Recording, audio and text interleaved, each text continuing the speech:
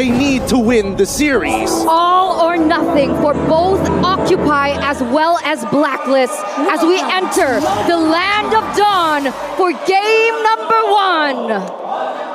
1. Checking out the rotations, it looks like it's a counter start. It's purple for King Wise, and of course orange here for Leo, the 7-foot-tall jungler from Occupy. The 7-foot-tall jungler? I feel like every single time you bring it up, he adds another foot to his height. I don't know what they feed him over there.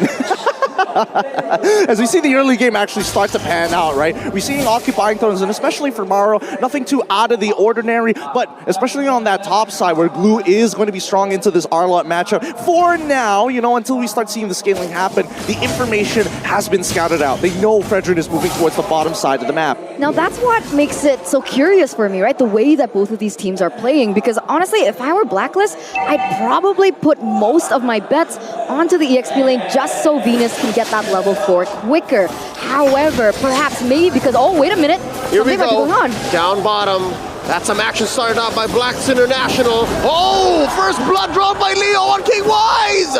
What just goes on here? I mean, they snagged him out. Again, Xavier, he's able to capitalize on these small situations. Even though he's not level 4 and he doesn't have that scaling to his name just yet, the follow-up is so very quick. The movement speed you get from his gates, especially when they are enhanced with a wider range, does two things at once. And here we were saying that it was Occupied who needed time. Yeah, very interesting, but here we go. Leo goes in again. Oh, look at that. Agent Zero. He's not going to recall. Interesting. Already turtle up. That was very close. That was very close. And look at them just really wreaking havoc here in the early game and the way that they're able to control this upper side of the map. Look at Alpha, look at Maro, the way that they're positioned. They're trying to zone you away as well as Venus, so Leo can get this uncontested. That's 4 men taking it. Clear victory here for Occupy Thrones. And they're going to oblige. Oh my Venus here, pulling over Leo. Spends that retribution, slowing down the Queen. They are deep behind enemy territory. Look at Wise. Oh, Grand Theft Orange. Yep, he's going to make sure that he, at least, I'm not going to be there for the turtle, so therefore I'm going to take all of your jungle while I'm down on the bottom side of the map. Make sure that at least there is some kind of cash flow working for Blacklist International. I will say, though, they were holding Edward quite a while up on that top side of the map. And by the way, Unbending Will. That is a bend wheel, but now look at mid lane, RWM by Yue, but it's not going to be enough to save Oh My Venus. Leo gets another. Alpha gets on out of there. Not enough damage from Owl just yet. What's going on? Occupy's winning the last 2 or 3 big engagements here. Yeah, you can see that being reflected to their economy, right? 1,200 gold lead already, and this is completely the opposite of what we expected from the drafting phase. Blacklist with the Beatrix, with the Fermis, and even the Eve, especially after level 4, should be able to have more say when these team fights go down, but what we're seeing is the exact opposite. How are they doing this? I think a lot of this is to the testament of Leo, right? His mechanics are keeping him extremely sharp. He's maxing out his stacks just so when he does go in for the puncture, it really hurts, or even the Thorn Rose, right? For the rest of the team, and especially for Owl, he's got to play it a little safer because he knows that Occupy have hounded him on this bottom side. Owl forces the flicker, but the DJ comes in. Owl didn't see that coming. He goes down. That's a kill going over to Occupy once more, and they're pressuring gold lane. Look at Oh My Venus and Wise. There's only so much they can do. Underneath this tier 1 down bottom, Leo dives in. That's a Phantom Execution spent in, plus a puncture. Force the flicker from the Queen. Leo gets the kill. And there's the RWM by Yue, and they're still going to punish Wise.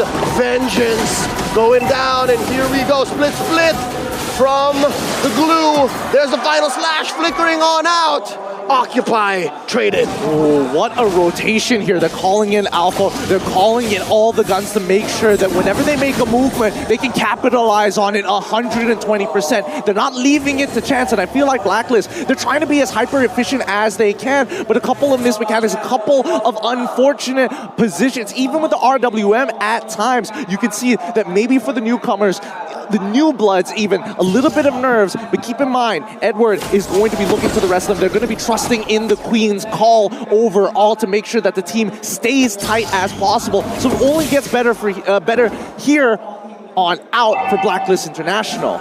Yeah, it's insane to see the development, right, from both of these teams right now after those few team fights. But so far, it seems like Owl, who should be having a better time in the lane, is already behind. Like, you can even see it in the EXP disparity, and that's exactly what Occupy wants up until this stage. And it's looking bleak, especially now that both of these teams are going for the next objective. That's a 2v2 up top. Turtle has been reset. That's the split already spent up. Edward knocking him up. There's the possession coming in, the pull onto Wise. Oh, Appraiser's Wrath coming in. There's another knock-up.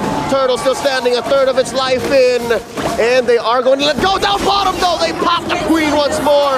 Kill going over to Speedy, but the Turtle goes over to Blacklist International. You can see how they're dividing and conquering, and now Blacklist are starting to adapt, figuring out where the movements are going to be. But Occupy, they want to continue this oppression down on the bot side of the map. The fact is, Speedy is still alive. He's got quite the goal lead on his hands against Owl, who's just trying to survive. Yeah, it's so unfortunate, right? You're not accustomed to seeing this. Sure, has some damage here, but up until this point, she's not able to reach her power spike just yet. Oh, the RWM keeping them where they need to be. Owl pops Speedy, and now from the west, there's another. Oh, that's a double for Owl.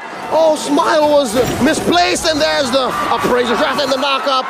Still lacking the taunt, forcing out a flicker from Maro. Yue takes down the Kaja, and Leo is in trouble. There's a puncture on out, but look, Wise gonna catch him, and will Wise finish? Oh, there it is. It's not enough. The taunt finally gets him down. Venus gets sweet revenge. Yep, this is a collaborative effort coming in from Blacklist International right now. They've fully adjusted to how Occupy have been playing the game. They made these off-tempo plays. They didn't expect Occupy to kind of disrespect the protocols that we're all used to when it comes down to these neutral fights. And now that they've adjusted, the entire team has kind of realigned themselves, and the calls coming in for Oh My Venus, impeccable as always. Oh no. That's a 3-man rotation up top.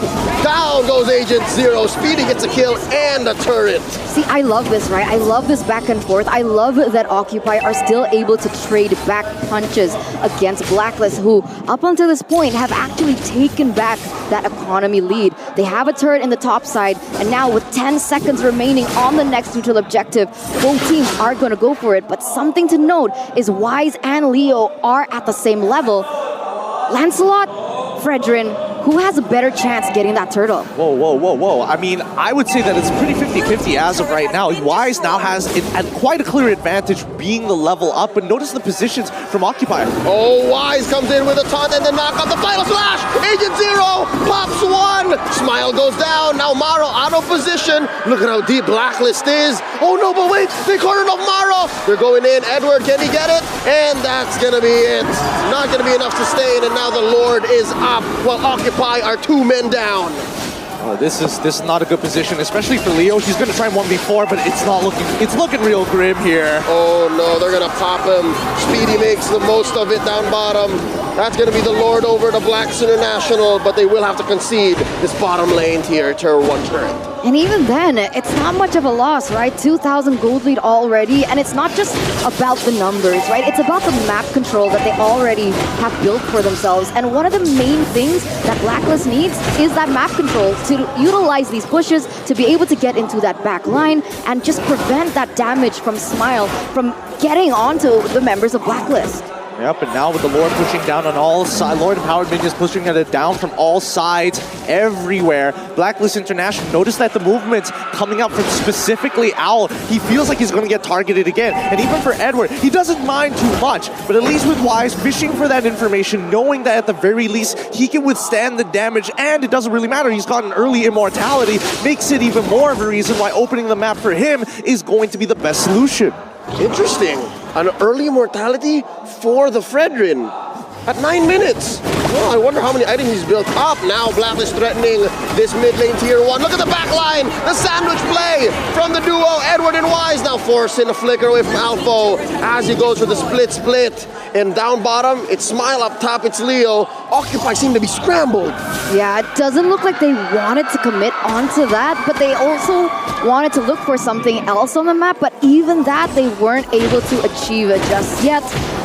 I'm curious to see what the items are looking like here. Whoa, whoa, whoa. Venus is still able to get out. Still sound. Oh my God. There's a knock-up on the Alpha. He's not going to live for long. Yue gets the kill, pushing back all of these members of Occupy behind their tier 2.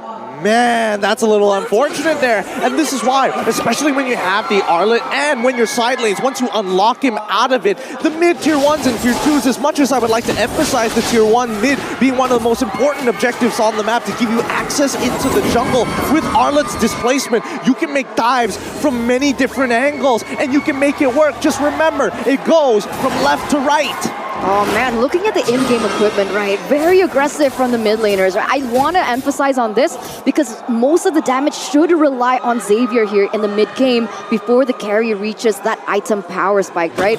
Only 2 items for him right now. Not enough damage in my opinion. It is going to feel onto Owl, but other than that... They oblige Alpha. He wasn't expecting that much damage. They pop the XP laner. Now let's go see a play. Look at this underneath. Leo might be off position. Smile goes down.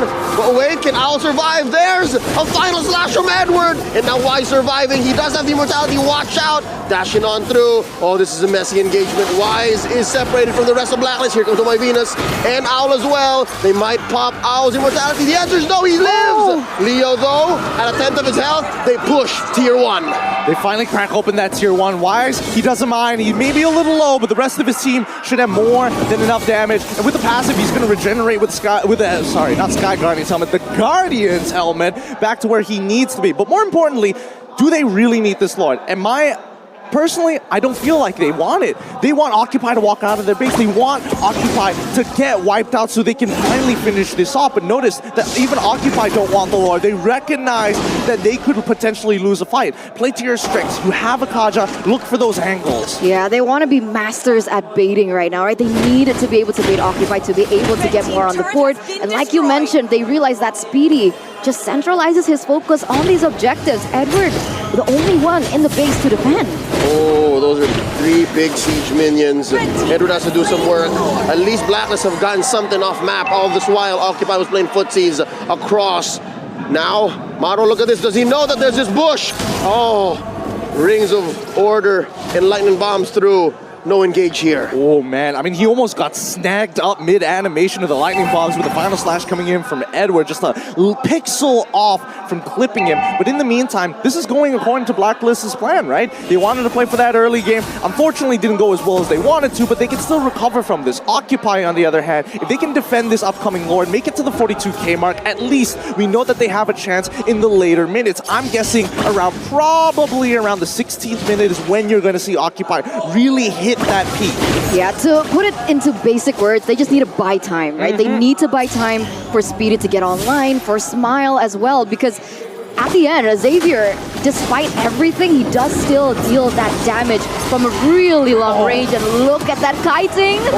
As they're going to have to sacrifice some inhibitors here, but let's jump back into the fight. Whoa. Enough of a box to threaten the kill here. Eventually gets Maro, and there's an ult coming in from Owl. They do clear the wave. Occupy still breathing, and they take down the Lord as well. But there's still this huge wave crashing through. They did kill the minion, the siege minion. Down goes Smile, down goes Leo, Alpha as well. Where's Speedy? Defending down bottom. He's clearing that wave, but here comes Blacklist, making a beeline for the base. Ladies and gentlemen, what a statement from the M3 World Champions. They wipe out Occupy, but they're still breathing. Maro here, a little too hasty there. Yeah, Speedy gave up his life just to get rid of that low minion, and now Maro himself might have to do the same with the collapsing of the waves. RWM, Maro gets his immortality popped, and just like that, Blacklist takes Game-1. Wow.